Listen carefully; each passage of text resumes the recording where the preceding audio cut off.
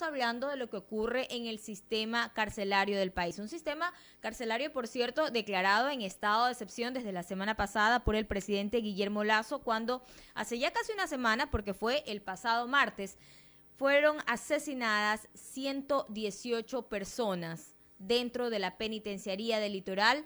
La policía, el Ministerio de Gobierno ha dicho que siguen trabajando para restablecer el control. La tarde de ayer, en una rueda de prensa, la ministra de Gobierno, Alexandra Vela, dijo que ya se ha controlado la violencia, pero hace pocas horas realmente escuchamos que hay novedades nuevamente en la regional, donde hay PPLs en la terraza, que no debería ser así, pero ellos están todavía en la terraza. Ellos han pedido que cese la violencia, que no haya traslados, esto en la regional, pero unos metros, 500 metros creo menos, más a un costado, vimos lo que pasó en la penitenciaría del Litoral. Ingresaron tanquetas, ingresó un piquete inmenso de policías para restablecer el orden. Y vamos a hablar justamente con el doctor Diego Pérez. Él es docente e investigador en la Escuela de Seguridad y Defensa del Instituto de Altos Estudios Nacionales, el IAN. Doctor, muy buenos días. Gracias por estar aquí en Caché Noticias. Buenos días y muchas gracias por la invitación. Doctor, bueno, el gobierno ha decretado estado de excepción en el sistema carcelario, ha dicho que se va a destinar el dinero ahora sí que se necesita para reforzar los controles, no solamente en la penitenciaría del Litoral, que es donde se va a empezar, sino también en otras cárceles del país. Pero este sistema, este estado de excepción es necesario, va a realmente a causar un efecto urgente que se necesita para controlar lo que está pasando dentro de las cárceles. Bueno, a ver, yo creo que es necesario pensar la crisis en varias fases, ¿no? La primera fase que, como efectivamente acaba de mencionar usted, estaría teóricamente completada a pesar de que se han registrado nuevos incidentes, era justamente o es justamente la de retomar el control de las cárceles, ¿no? Ese es el primer paso inevitable. Entiendo yo que estos siguientes brotes de violencia también han sido atendidos, han sido abordados y se confía en que no haya una situación equivalente a las que ya hemos visto. Y ese es el primer paso, ¿no? Luego el estado de excepción que preveía contener el desborde, eh, también facilita la utilización de recursos para la implementación de un plan que debería permitir trabajar en los otros costados, en los otros elementos vinculados al tema de las cárceles. Y eso tiene que ver con infraestructura, tiene que ver con el personal y tiene que ver además con crear condiciones para evitar que una situación equivalente vuelva a suceder en el inmediato, ¿no? Esa sería, digamos, una suerte de segunda fase que siempre hay que pensar, ¿no? Estos hechos no necesariamente van a terminar y creo que es necesario más bien pensar en cómo se deben atender las condiciones estructurales para evitar justamente rebrotes de este tipo. Se ha dicho también que para tratar de disminuir la presión carcelaria se van a dar cerca de 2.000 indultos y se va a redistribuir a los internos según su peligrosidad. Algo que en teoría debía ser así, pues, ¿no? Bueno, esto hay que recordar, se mencionó ya en su momento, un par de meses atrás, cuando hubo otro momento de crisis, y hemos vuelto con la discusión de los indultos cada vez que alguien devuelve la mirada sobre la situación de las cárceles. Lamentablemente se devuelve la mirada sobre la situación de las cárceles cada vez que hay muertos. Eh, y bueno, el hecho es que sí, hay hacinamiento. Las condiciones en las que operan estas cárceles no son óptimas, no cumplen con requisitos establecidos por las múltiples convenciones de derechos humanos y de derecho carcelario de las cuales el Ecuador es suscriptor. Es decir, hay una serie de condiciones estructurales que no son adecuadamente atendidas y por eso nos devuelven al cabo de un ciclo nos devuelven a un momento de ruptura, de tensión y de crisis como las que hemos tenido. Ahora, ¿qué hacer o qué esperar? Porque desde el gobierno se ha dicho, ¿no? Que se va a reubicar o a agrupar a los presos según su peligrosidad. ¿Qué esperar una vez que se cumpla esto y que no sucedan nuevas matanzas? A ver, yo creo que ahí es necesario nuevamente entender que esto es parte de un sistema. Eso implica que hay múltiples actores involucrados y que efectivamente los pasos propuestos son razonables. Es decir, eh, trasladar o reagrupar, como acaba de mencionar, a los presos según su peligrosidad es un primer paso razonable. Un segundo paso razonable es adecuar las condiciones de las cárceles para reducir el hacinamiento, generar condiciones favorables para, o condiciones razonables, dignas de vida para quienes están internos. Y un tercer paso inevitable es trabajar muy fuertemente en identificar los eslabones débiles de la cadena y tratar de reforzarlos. Con esto me refiero a los guías penitenciarios, que no solamente pueden ser sobornados, sino que podrían ser amedrentados. Esa es la única razón por la cual podemos comenzar a entender cómo de repente en una cárcel es fácil encontrar granadas, armas de grueso calibre, digo, todo un arsenal, ¿no? Entonces, puestos estratégicos dentro de las propias cárceles para controlar el sector. Entonces, es necesario cortar esas rutas de aprovisionamiento de los internos, ¿no? Y el único contacto entre el exterior y el interior es el sistema penitenciario, ¿no? Entonces hay que preguntarse qué está sucediendo allí, quiénes son los actores y cómo estos actores están permitiendo que se filtren cosas. Insisto, pueden ser casos de corrupción, pero también pueden haber casos de amedrentamiento, ¿no? Puede haber casos en los que las personas son sujetas a cualquier tipo de extorsión. Y en todos estos casos, el Estado tiene que garantizar seguridad para quienes están dentro de la cárcel. Sí, las personas privadas de la libertad, pero sí también, obviamente, los funcionarios del Estado que estaban trabajando allí. Doctor Pérez, ¿debemos creer estas declaraciones entonces de que la situación de violencia está controlada en las cárceles? No. Yo creo que está en proceso de ser controlada. Creo que garantizar el control definitivo va a tomar un poco más de tiempo y va a implicar, obviamente, como digo, articular todos estos otros pasos, ¿no? Ahí, al hablar del sistema, me faltó mencionar, pero es importantísimo el rol que cumple el propio sistema judicial, ¿no? Recordaremos que hace un tiempo una de las declaraciones que inicia la crisis carcelaria anterior venía justamente por el hecho de que los presos o un grupo de ellos mencionaba que su cabecilla había sido trasladado a otra prisión. Y por vía de una serie de recursos judiciales consiguió que esa orden sea revocada. Entonces, digo, hay una responsabilidad y un rol también del sistema judicial.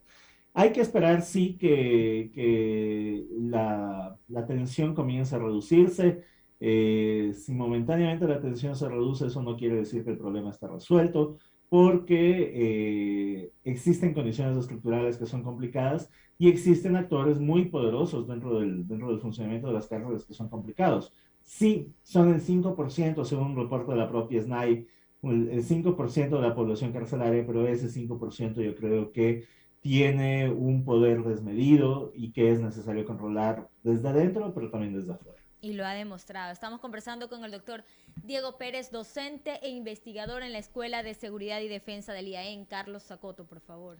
Me ha entristecido mucho lo sucedido los días pasados en la cárcel de Guayaquil, en Ecuador, ha dicho el Papa Francisco ayer en el marco del Ángelus. Dios nos ayude a curar las llagas del crimen que esclaviza a los más pobres y ayude a cuantos trabajan cada día para hacer más humana la vida en las cárceles. Doctor Pérez, muy buenos días, qué gusto saludarlo. Usted ha tocado un tema importantísimo. Hay problemas estructurales. Y en efecto, no se trataría solamente de centrar la atención de las autoridades en lo que ocurre en este momento en las cárceles, donde es importante tomar el control, pero después de este estado de excepción, que no es el primero en las cárceles, ¿qué viene?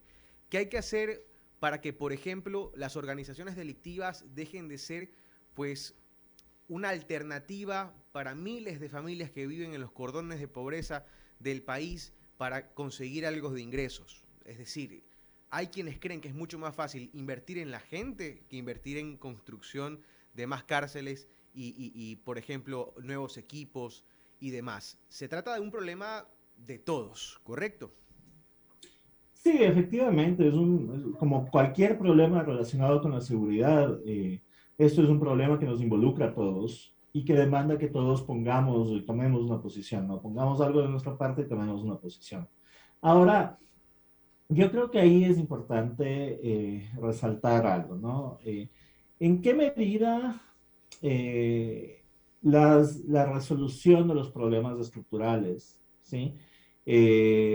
Puede llegar a empatar razonablemente con la creciente presión dentro de las cárceles, ¿ok?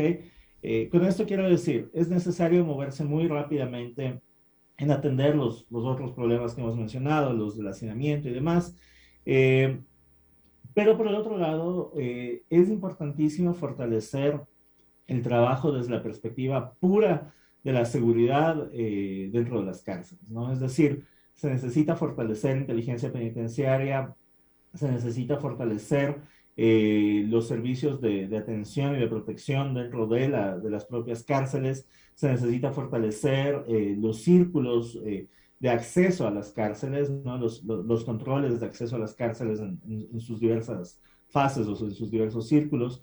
Y todo eso es necesario, es fundamental que suceda de manera simultánea y en el tiempo más corto, ¿no? Y luego sí, en un nivel macro tenemos un problema de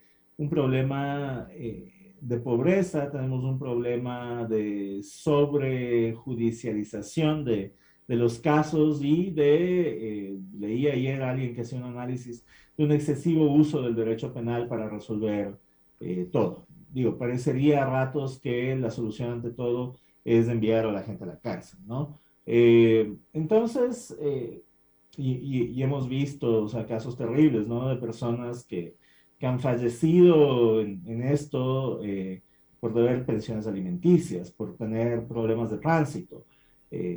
Digo, esto demuestra que no hubo un criterio, que no existe un criterio en la administración de la pena, en el derecho penal en el Ecuador, pero por el otro lado no hubo un criterio en la asignación de las posiciones dentro de la cárcel, ¿no? Es evidentemente distinto que una persona con un tema de pensiones alimenticias termine junto con el líder de una banda criminal, ¿no?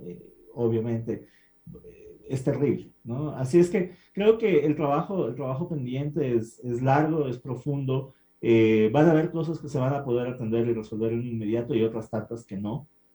Y ahí hay que reconocer que ante aquellas cosas que no se van a poder resolver en inmediato, los gérmenes o el germen para que esto vuelva a surgir, para que esto vuelva a suceder, va a permanecer. Por lo tanto, es necesario garantizar las capacidades de respuesta. Se ha ofrecido la inversión de $75 millones en los próximos 4 años, en lo que dura el gobierno del presidente Guillermo Lasso.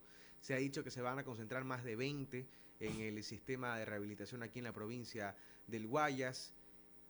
¿Dónde se debe invertir primero?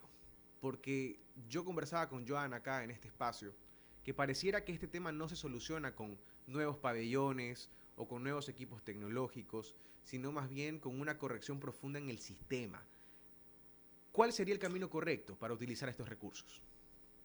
A ver, yo creo que y ahí diciendo, creo que hay una necesidad de trabajar sobre la infraestructura, porque la infraestructura no es solo el espacio físico, ¿no? Digo, no es solamente la construcción de un nuevo pabellón, sino que tener una infraestructura adecuada, ¿sí? Y reducir el hacinamiento va a permitir otorgar condiciones de dignidad a las personas que están privadas de la libertad, pero además permitiría ubicar de mejor manera quién es quién y en dónde está. Digo, es mucho más fácil controlar una habitación en la que están 2 personas a controlar una habitación en la que están 10 o 15, ¿no?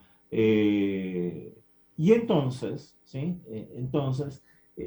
Tener un espacio adecuado, aparte de que implica el cumplimiento de las convenciones de las cuales el Ecuador es suscriptor, implica también mejores condiciones optimizadas. Porque bajo esa lógica sería mucho más fácil identificar, ubicar a quiénes son los focos de peligro, a quiénes son los focos de tensión dentro de las propias cárceles, ¿no? Que existen, que van a existir inevitablemente. Entonces, yo creo ahí que es fundamental, ¿sí?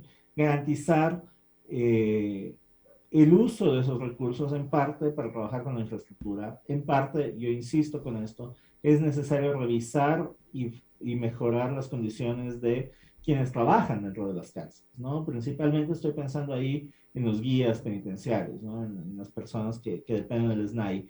Y esto implica no solamente salarios, implica no solamente equipamiento, implica garantizar que estas personas cuenten con la protección del Estado y cuenten con la seguridad de que el Estado va a hacer algo en caso de que ellos lleguen a denunciar un caso de amedrentamiento, un caso de presión por parte de alguna de estas bandas, ¿no? Ahí hay un problema importante, ¿no? Porque es evidente que el Estado ha fallado desde diferentes frentes y que no logran ni siquiera garantizar la seguridad de los privados de libertad. ¿Cómo podría garantizar entonces la de los guías penitenciarios? Ahí hay un desafío interesantísimo. No solamente se trata de preparación, mejores salarios, seguros de vida, que incluso le quitaron el año pasado a los guías penitenciarios, dicho sea de paso, sobrecarga laboral, uno tiene que hacerse cargo de 600, tienen amenazas a sus familiares y demás, han sido asesinados al salir de sus jornadas de trabajo. Es decir, en este tema pareciera que hay que hacerlo todo de nuevo, ¿verdad? Porque ya los guías están trabajando desmotivados, permanentemente amenazados, y tienen que ceder a estas presiones, a estos mecanismos de extorsión, casi que por una forma de supervivencia. ¿Qué hacer en este tema? ¿Ir y entrenar un nuevo cuerpo de guías o buscar, por ejemplo, a otras entidades? La policía dice, yo no me voy a hacer cargo de eso se hacen cargo los guías. Los militares dicen, yo no me voy a hacer cargo de lo que hacen los policías porque no es mi competencia. Es decir, aquí estamos permanentemente evidenciando un problema que varias entidades dicen no es mío. Principalmente tiene que encargarse otra que no soy yo. ¿Por dónde empezar aquí entonces?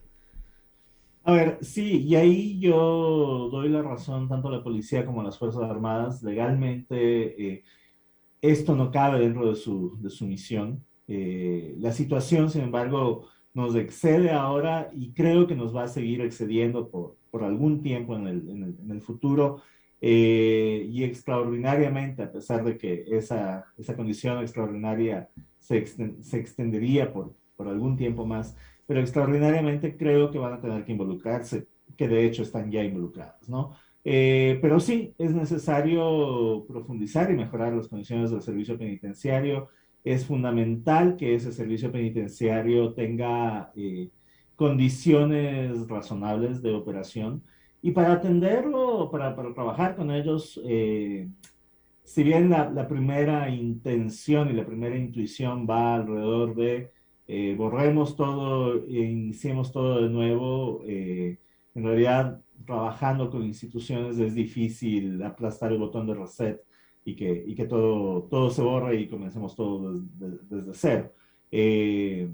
Porque en el intermedio algo tiene que suceder con las cárceles. Entonces, va a ser necesario sí trabajar con quienes están hoy, pero creo que es difícil que estas personas trabajen en buenas condiciones cuando efectivamente, como usted menciona, operan con tantos negativos en contra, ¿no? Con tantos elementos negativos para comenzar. Entonces, mientras el Estado no haga una inversión razonable, mientras el Estado no haga un reconocimiento de lo cruciales que resultan estos servidores, difícilmente vamos a dejar de tener este tipo de noticias, ¿no? Ahí, insisto, va a ser central que puedan estos actores trabajar en condiciones dignas y contar, sobre todo, saber que cuentan con la protección del Estado.